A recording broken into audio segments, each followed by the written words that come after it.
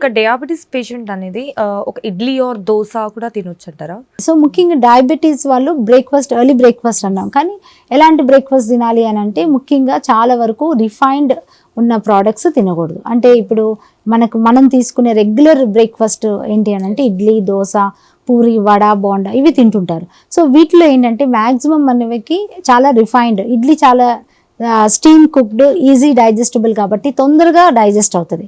So easy digesting, తొందర digesting ఫుడ్స్ని మనం తినకూడదు. అలానే దోశ ఉన్నాయనుకోండి, దోశలు కూడా చాలా వరకు రిఫైన్డ్ రైస్ తర్వాత రిఫైన్డ్ దాల్ ఉంటుంది.